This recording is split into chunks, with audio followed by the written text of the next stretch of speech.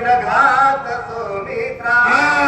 हनुमंतराने विचार केले अरे बाबा मोठं पुरी कार्य रक्ताच्या भावळामध्ये रणभूमीच्या ठिकाणी लक्ष्मण पडलेला आहे.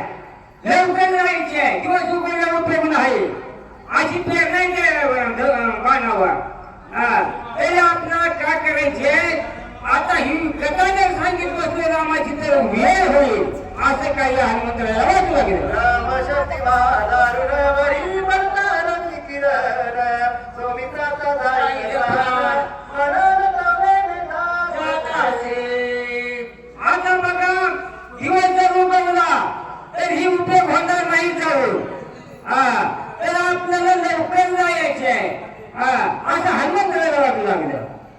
जरी प्रीती श्री सोमिता श्रीरामाचे पाहुली स्थिती तरी गौण मत्स्यावरी औषधी दिले उदे. येऊ का हा बोलून तुम्हाला सांगतो तुम्हाला जर रामाला भेटायचं असेल तरी लक्ष्मण प्रेम असेल तर मला लवकर जाऊ द्या.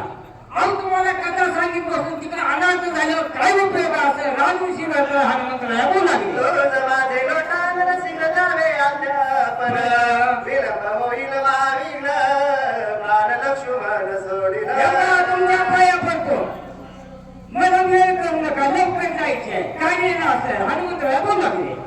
ऐकता कवीची मात परत क्रोधे कृतात उदयाला येता वाचवत करीत घात तया. दयाचा रागाला म्हणता नाही की याला दिवस उगवल म्हणजे आमच्या कुळात नाही किती आणि हा मला आडवं आता नाही गमत आहे आपल्याच जर वेळे राहते तर आपल्याच आडवं वागत्या. मग आमच्या कुळातून आम्हाला आमच्या भावकी जन्माला येऊन आम्हाला जर आडवं आलं पाच त्याचा मुळा शेष काट्या काढी म्हणाल्या सूर्याचा असं भरताला वाटू लागलं. पाहतो श्रीरामाची अनवृत्तांतन सांगता संपूर्ण तत्काळ माझा जाईल प्राण आदक्षण बघा वेळ लागणार नाही मला कथा सांगितलीच पाहिजे.